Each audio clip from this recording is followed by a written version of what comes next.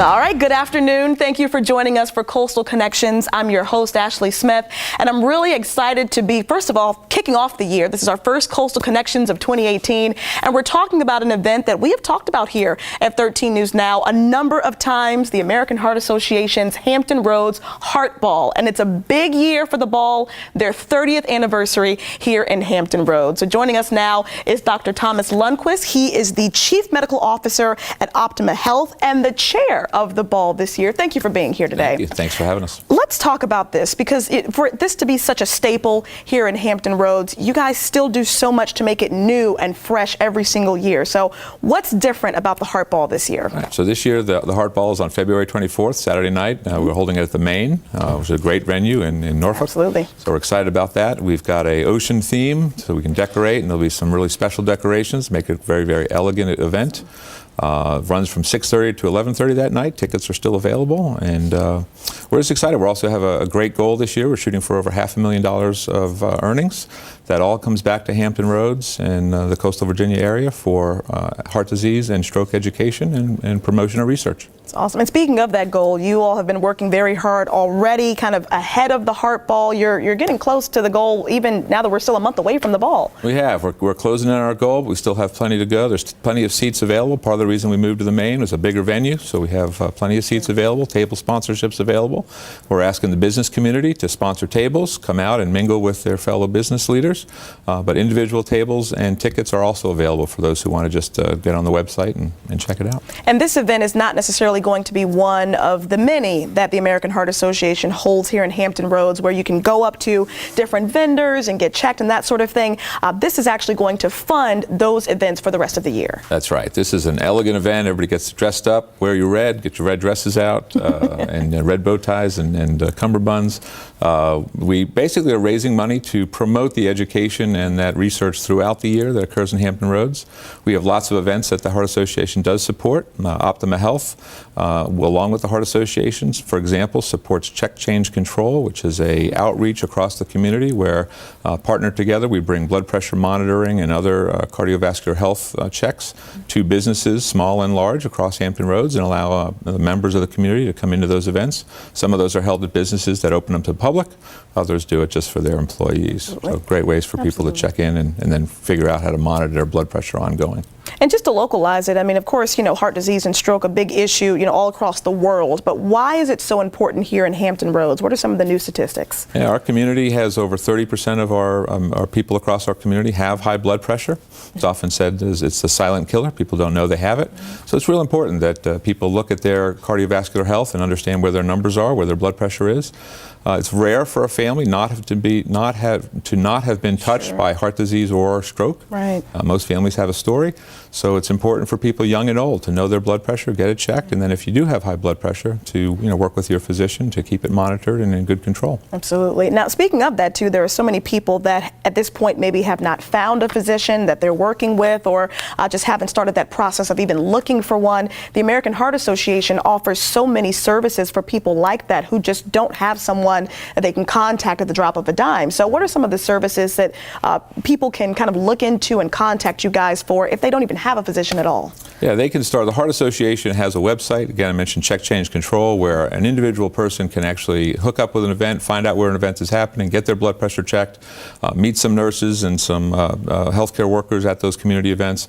And if they do have a challenge, they can start to monitor it and at least control it themselves, but then those resources can help connect them with physicians across the community. That's awesome. And I'm sure there are a lot of people who are looking to maybe volunteer sometime this year and maybe want to choose the American Heart Association. So what are some of the volunteer opportunities that are available? Yeah, the Heart Association has a lot of opportunities to participate. The Heart Walk you mentioned, there's lots of different organizational events that people can do at an individual level, at an employer level, and they can get involved, and then through their contacts with the Heart Association, we'll plug them in. If they're interested in volunteering, we'll find a place for them. It's awesome. And you all are on social media as well, the whole Absolutely. Facebook, Twitter, Instagram thing? Yes, we are. Yes, we are. Awesome. So that's another great way for people to get in contact with you. But again, we'll put that information up on our website as well. Just one more time, Hampton Roads Heartball.heart.org is a way for you to get tickets or maybe purchase a table and find out more information about the Heart Ball happening on February 24th at the Main. Thank you so much, Dr. Lundquist. It's good to see you again. Good to see you. Hope to see you there. Absolutely. We'll be right back. Thank you.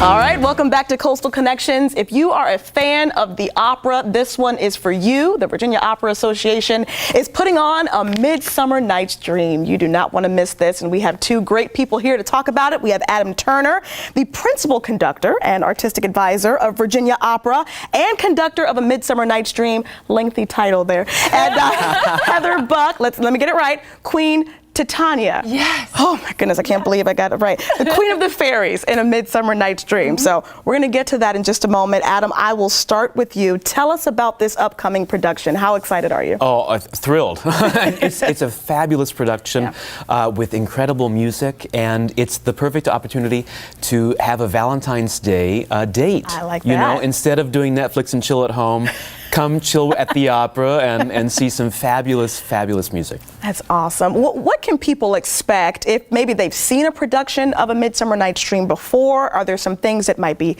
different or unique with this particular production? Yeah, well, so it's an opera. That's the biggest difference, Yeah, is that absolutely. Shakespeare is now being sung. So and cool. so you suddenly have these moments of orchestral textures, and the orchestra, the sound world that this composer creates is just brilliant and captivating, compelling. I think it paints these scenes beautifully. I know with Heather's music, some of the underscoring is just incredible. It's otherworldly. Yeah. I can only imagine. I'm not going to ask you to sing, Heather, even though I Thank wanted to, you. but I told her I wasn't going to do that. But you have to tell us, what are some of the things that you found so fascinating about putting Shakespeare to music, the emotions and the feelings that I'm sure you get from this? Well, the music is so descriptive of these three different worlds. You have three different groups of people: the fairy world, and then you have the lovers world, and then you have the rustics world. And each world has its own sound quality, and then the stage shimmers into the next world, and then shimmers into the next world. And these sounds that Benjamin Britten has created, they unify, but they also separate. As a part of the performance, have you found anything to be challenging in terms of how you interpret it? Because now we're adding music and opera as elements into this, or how do you feel about that? Well, so Shakespeare's play has many words in it, of course. And so when Britten decided which words he was going to select for the opera, he left out certain parts. So one of the challenges is to make sure that you still tell the whole story in the words that you have, and you still kind of carry that understanding of the arc of Shakespeare's original intentions through. And that's part of the research that any artist would do with their particular role. Do background stuff so that they can bring the richest interpretation forward, not only for the audience, but for the first day of rehearsals. You come with everything learned.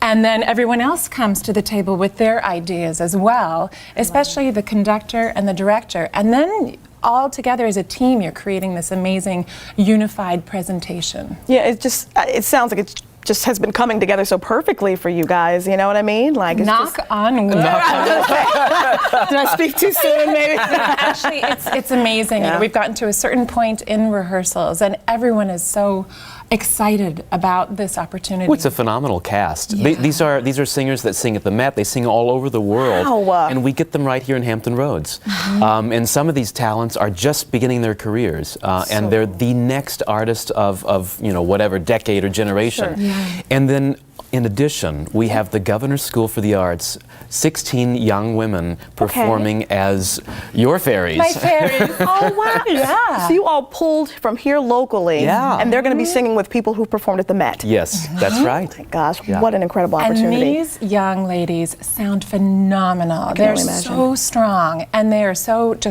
they bring their A game to every rehearsal. It's wonderful. This is going to be so neat. Okay, one more question here. Now, for someone, say for example, that wants to come, but they have no idea what Midsummer Night's Dream is about, they just want to come and see you perform, do you think they should do some research of their own first so they can get your interpretation, or will they be able to just get it when they get there? What do you guys think? I think they would get it. I absolutely think so too, and it's in English. Yeah. It's under 3 hours, so it's like a movie. Yeah. The underscoring, it feels like a motion picture. Sure. It just keeps moving. moving along. Very cinematic. Yeah, and then we have super titles. You know, so if you Oh, don't that's understand something because it's being sung by an opera person, you can follow along, and you'll never be lost. But the themes are all love. Who doesn't understand love? Right. In all its different forms. I love it. Yeah. And that's a great way to end this. You guys, that was perfect. Thank you so much, Adam and Heather. This is going to be a wonderful, wonderful time. And for more information, really quickly, vaopera.org if you want to find out the show dates and purchase some tickets. Guys, we appreciate you being here. Thank you. All right, we're right back.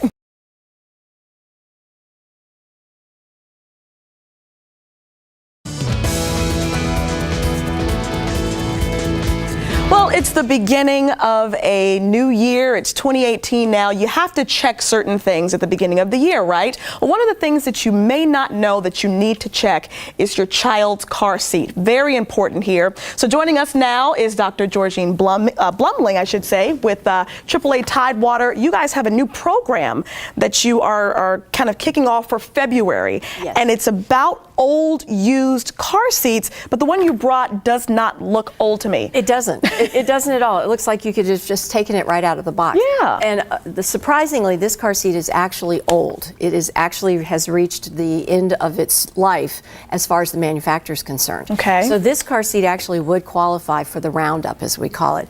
And it isn't a new program. It is some that's been in. Drive Safe Hampton Roads and AAA and Walmart Supercenters and a few other very wonderful community partners put this on every February. And basically the idea of the program is to raise awareness for parents as to, as you said, check your car seat, make sure it hasn't expired. There are actually expiration dates on child safety seats these days. So where can you find that on this particular seat? It actually isn't often in an unusual place. Yeah. Maybe on the back. Oh, wow. It could be on the back, but there is a tag. Oops, sorry, there is a tag on it somewhere that basically will tell you the model number, the date of manufacturer, and often that expiration date.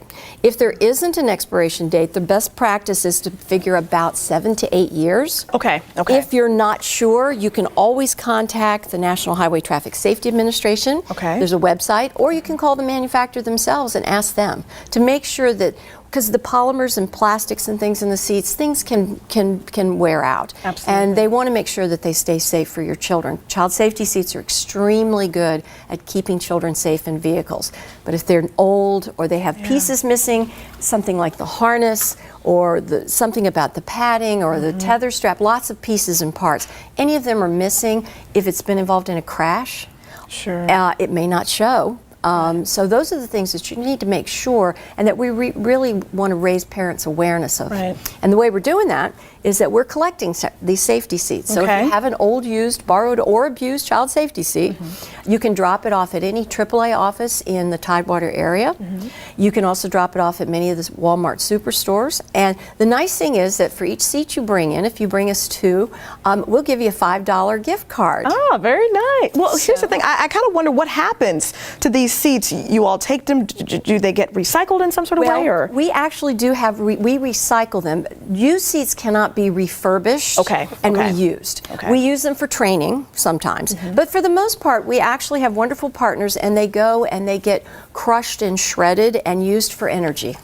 So they are actually recycled in one respect, but it's not like refurbishing them and reusing them, because that wouldn't be safe. But yes, they aren't going to a landfill. We're very excited. Waste Management and some other folks have really been helpful collecting. Like I said, they put them through these massive machines and they crush them and shred them all up, and they're used to help power and provide energy to things like Norfolk Naval Shipyard, the Norfolk Hospital, a lot of places, So in that area, we're excited. We collect as many as 500 seats each year. Wow. So the need hasn't gone away for the roundups. We're very excited to be able to provide that service for the community, and as well as raising that awareness for parents, because that really is the bottom line. We want to make sure that kids stay safe, and we know that unfortunately as many as 90% of seats are not installed properly. So if parents have questions, they can also check that out at Drive Safe Hampton Roads or at AAA offices. Now, on the flip side of that, do you have any programs for parents that perhaps don't have have a car seat and are looking to get one, maybe they're on some sort of income assistance or anything like that?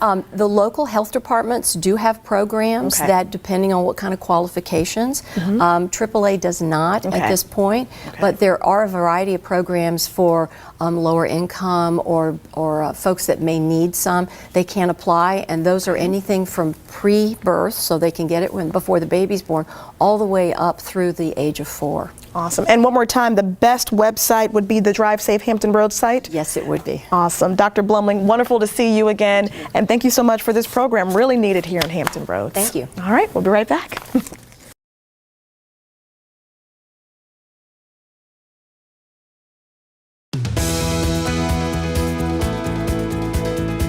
Welcome back to Coastal Connections, calling all quilters. The Mid-Atlantic Quilt Festival is coming up next month. So let's talk about it now. We have Sandy Curran, one of the quilters. Hi. Thank you for joining us, and a familiar face to us, Leslie Baker with CBB. Good to see you both. Good to see you. Let's get the details, first off. Tell us when this is going to be and how people can participate. Okay, so the Mid-Atlantic Quilt Festival is going to happen at the Hampton Roads Convention Center on February 22nd through the 25th. Okay. It is actually one of the largest and most anticipating quilt events on the Eastern Seaboard, bringing in upwards of 10,000 attendees. And we're really excited to have it come back to Hampton because it's actually its 29th year. Wow. And you were mentioning there's a new theme this year for the festival. Yes, the theme is actually going to be Imagine. And so it really gives the quilters and creators the opportunity to tell showgoers, what it is that they were imagining before they cut that first stitch of thread or before they even picked up the needle. And see, I love that because sometimes you look at the finished product and I might interpret this particular quilt a certain way, but the actual quilter didn't mean for it necessarily to be interpreted that way. Exactly. So speaking of which, we have all these quilts here. Now, Sandy, did you do all of these? I did all of them over a period of time. Oh, I've got 1,000 more sitting under beds at home. I'm sure you could teach us all a thing or two. I mean, these are beautiful. Tell me what happens at these festivals. What can people expect there? Well, for quilters, it's Christmas, New Year's, and their birthday all rolled into one. So they don't need to hear about it. They know about it. It's the non-quilters, the people who think quilts are bedspreads. They need to know about this because it is so much fun.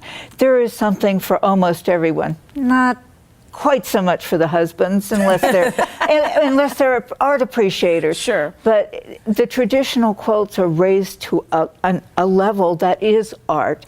And then there are crazy people like me who let the bedspread go away and instead of perfecting it went into pictorial and things like, cute little frog and a dog and a bird and trees and so beautiful. I do a lot of people, I do a lot of faces. So we've got everything. Sure. We've got what this is called innovative, we've got the traditional, but also if you're not a quilter, they've got knitting, they've got clothing. It used to be called quilted clothing, now it's just fabric art clothing. You can do anything, and some of it's gorgeous. And give me some examples too of how these pieces, if you were to sell these, what do you expect people to do with them? Because in your mind, these are wall hangings. So these are wall hangers. These are meant to be treated as you would treat a painting art, yeah. or a collage or any kind of art.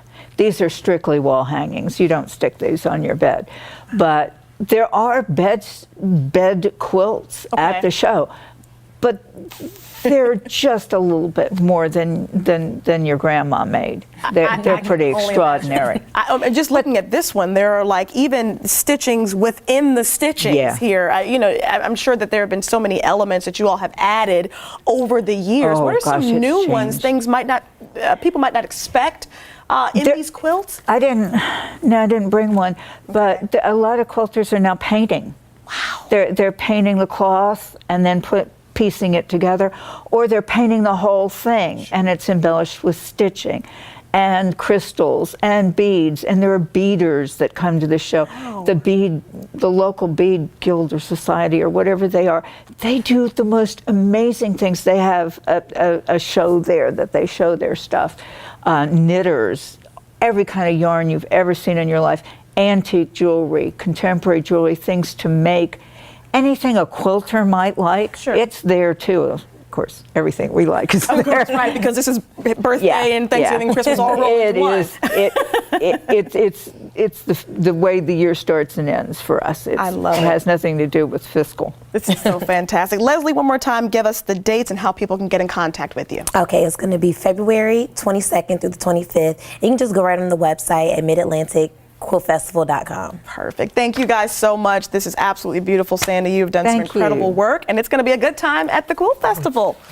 Wonderful. Thank you, ladies. We'll be right back.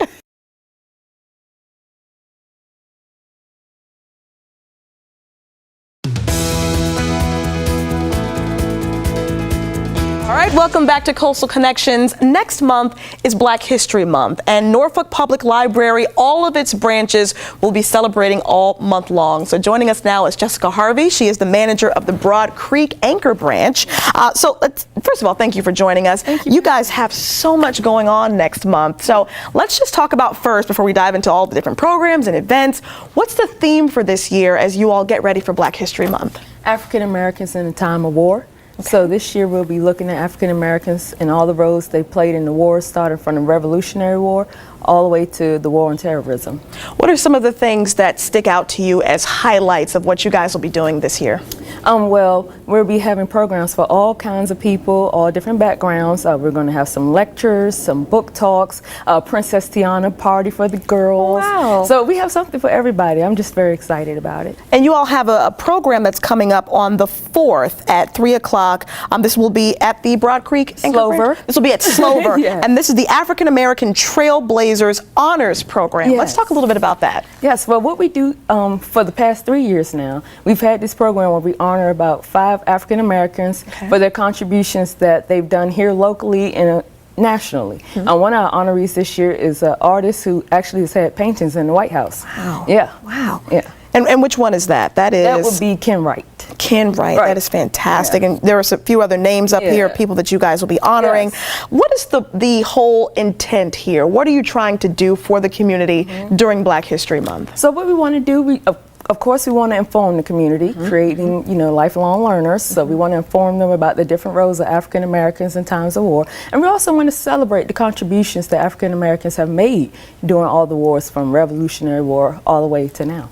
So, of course, the focus being on African Americans, you were talking about how there are programs for everyone, which is, absolutely important because it's still America's history. That's right. So talk about how it is not just for African Americans to come to these programs. No, not at all. This is really including everyone. This is the Norfolk Public Library. We serve all citizens in Norfolk, so everyone's welcome. All ages are welcome to attend. We have programs for the children all the way up to adults, teens as well. So everyone's welcome to come out. The family, everyone's welcome. And all our programs are free.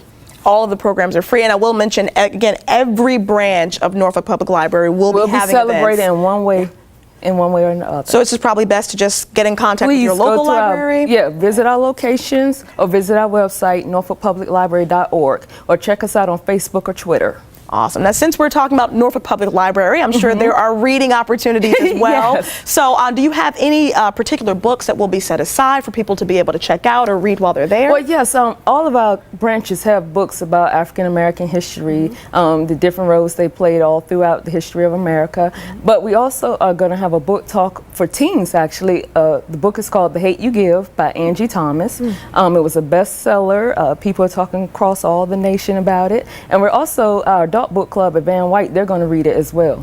So the teens will have a chance to get together and talk about it, and the adults will have a chance to get together at Van White and talk about it. So tell us a little bit more about that book, The Hate You Give. Is that just trying to get people to, essentially kind of love everyone and not stereotype? Is that kind of the gist of the book? Well, no, this book is about the young lady. She sees her friend gets murdered by a cop, actually, and he's unarmed. And so the way I understand it is the drug lord is trying to get to her and the cops are trying to get to her, so she won't share what she actually knows about the event. So, it's right on time. We've had to deal with a lot of, cop-related shootings, so it's, it falls right in line with current events. Absolutely. Now, if people want to perhaps participate next year in one of the events, maybe they didn't get to you this year, but they're thinking maybe they are writing a book or they just want to teach a class or something like that, what are the opportunities to join next year?